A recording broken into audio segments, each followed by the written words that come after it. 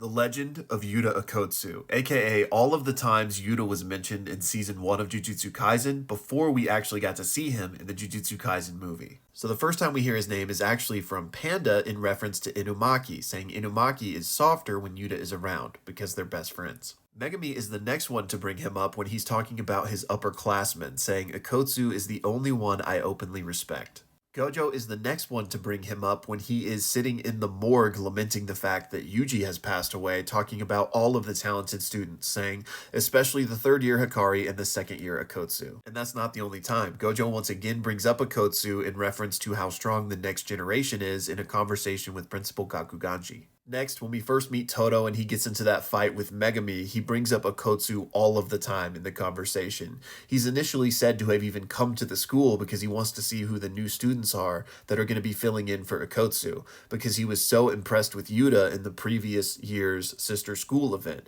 And we're going to talk more about that in a second. And even after he fights with Megami, he says, you better give Yuta a message, like he better show up. The next time Yuta is mentioned is when all of the students come together for this year's Sister School event. They talk about how Yuta participated the year prior in order to make the number of students match up. And not only that, they also talk about how he completely dominated the event. This is why Toto respects him so much and why he wants Yuta to show up, because he wants his rematch. And then it's not a direct mention, but during the Panda Mekamaru fight, Panda is waxing poetic on humanity, saying they'll risk their lives and fight hard toward their goals, and the next second they'll be wishy-washy. And he's thinking about Okkotsu when he says this. Now, I think that was all of the times he was alluded to before being actually introduced in Jujutsu Kaisen 0.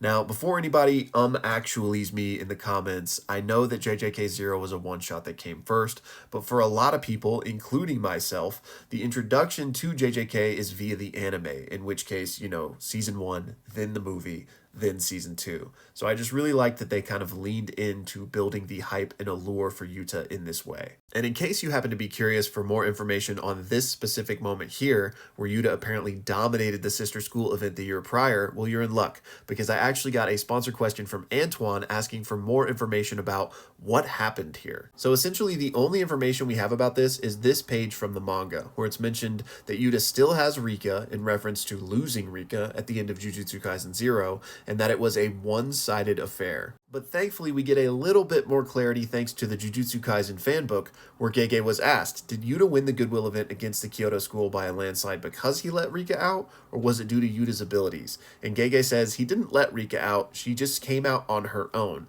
The cleanup afterwards was hard. So the implication I take from that is that, Yuta was maybe getting bullied by Toto or whoever else, and Rika wasn't standing for it. So he wasn't gonna use Rika, but she just came out and dealt with things on her own. And this makes sense, right? We know Rika doesn't mess around when it comes to Yuta. They're honestly lucky that nobody died. So Antoine, great question, and thank you so much for the support, man. I will see y'all in the next one.